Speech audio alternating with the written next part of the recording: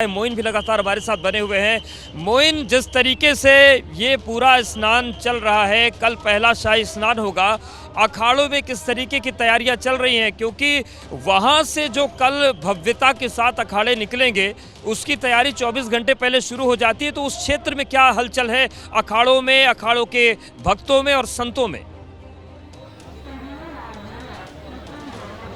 जी बिल्कुल, आपको अखाड़ों में किस तरीके की तैयारियां चल रही हैं उसकी तस्वीर दिखाएं उससे पहले आपको बता दें कि आज पौष पूर्णिमा के दिन सुबह 9 बजे तक 50 लाख लोगों ने गंगा, यमुना और अदृश्य सरस्वती की त्रिवेणी की धारा में आस्था की डुबकी लगा ली थी। प्रशासन की तरफ से जो आंकड़े जारी किए गए हैं उसमें यह बताया गया है कि ब्रह्म मुहूर्त से स्नान शुरू हुआ था, यानी रात करीब 3 बजे से स्नान शुरू हो गया था। बड़ी संख्या में लोग रात को ही मेला क्षेत्र पहुंच आए थे और सुबह 9 बजे तक 50 लाख से ज्यादा लोगों ने आस्था की डुबकी लगा ली थी और रात तक ये आंकड़ा 1.25 करोड़ या 1.5 करोड़ की संख्या को पार कर सकता है। रही बात अखाड़ों में तैयारी की, तो इस वक्त हम निरंजनी अखाड़े के बाहर मौजूद हैं।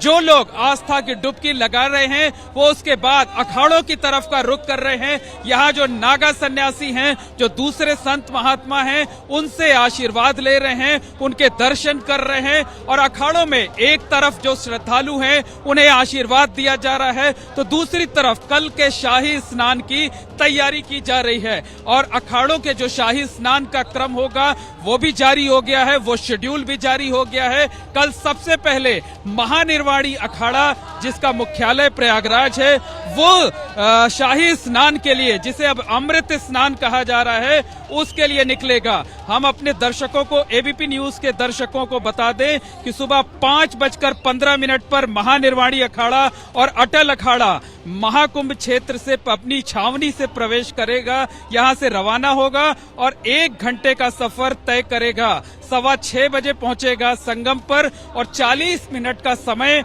उसे दिया जाएगा उसके संत महात्माओं को स्नान करने के लिए। और स्नान का ये जो सिलसिला चलेगा शाही स्नान का, वो शाम 4:40 तक चलेगा। और इस वक्त हम तस्वीरें आपको दिखा रहे हैं निरंजनी अखाड़े के अंदर की, जहां देखिए कि जो नागा संत हैं, दूसरे संत महात्मा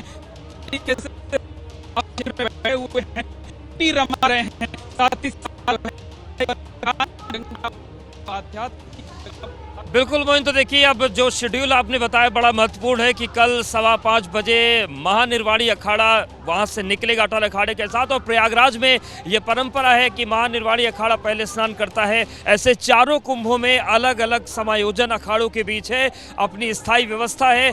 विवेक का रुख कर लेते हैं। विवेक भी लगातार मूवमेंट पर नजर बनाए हुए। विवेक, आप जहां पर है वहां पर किस तरीके से जो भक्तों की भीड़ पहुंच रही है और किस तरीके से उसको मैनेज किया जा रहा है? क्योंकि महाकुंभ में क्राउड मैनेजमेंट बड़ी चुनौती होती है और जो महाकुंभ है ये क्राउड मैनेजमेंट की नज़ीर पूरी दुनिया में पेश भी करता है।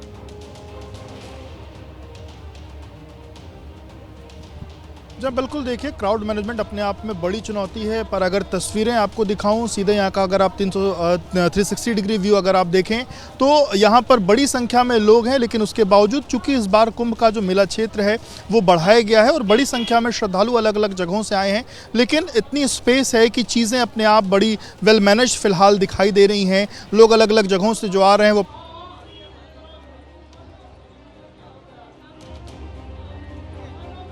जो लोग हैं वो मौजूद, उनसे बातचीत भी करेंगे, समझेंगे कहाँ से आए भाई। बिल्कुल विवेक, आपके पास आएंगे तो ये तस्वीरें बिल्कुल आपके जरिए देखते रहेंगे। तो कुल मिलाकर जो आंकड़ा है वो लगातार बढ़ रहा है और अखाड़ों का शेड्यूल भी सामने आ गया। विवेक, अपनी बात पूरी करिए।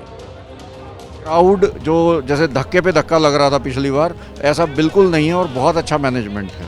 और मैं हॉबिस्ट फोटोग्राफर भी हूँ, तो अच्छा मैनेजता हूँ जी। जी, कहाँ से आए सर? हम लोग गुजरात से आए हैं, सूरत से। हम लोग ने फिल्म में कहा था कि कुंभ में जाना है, कुंभ में जाना है, कुंभ में खो जाते हैं सब लोग, लेकिन यहाँ का मैनेजमेंट देख के ऐसा लग रहा है बहुत ही बढ़िया मैनेजमेंट है यहाँ, और डबल पब्लिक भी आ जाएगा तो कोई दिक्कत नहीं है। बिल्कुल, तो देखिए विवेक, ये समझ सकते हैं कि किस तरीके से महाकुंभ में अब आगाज हुआ है, तो बड़ी संख्या में लोग पहुंच रहे हैं। और एक बार मैं भी तस्वीरें दिखा देता हूं संगम नोस की कि किस तरीके से यहाँ पर देखिए ये भक्तों का पूरा रेला है। सुबह 3 बजे से हम ये तस्वीरें देख रहे हैं कि किस तरीके से उनकी संख्या लगातार यहाँ पर बढ़ रही है और जो भक्त हैं वो संगम स्नान के लिए यहाँ पर पहुँच रहे हैं। संगम स्नान के साथ ही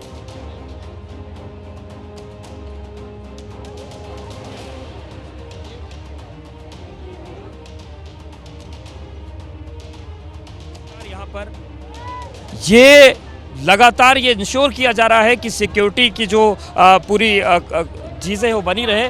और ये आप देखिए, ये पूरा जो स्नान करके जो लोग लौट रहे हैं ये यहाँ पे आते हैं।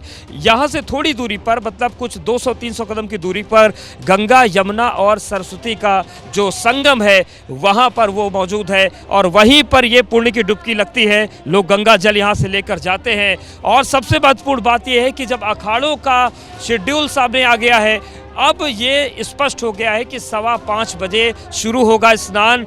महानिर्वाणी अटल अखाड़ा और अटल अखाड़ा सबसे पहले निकलेंगे।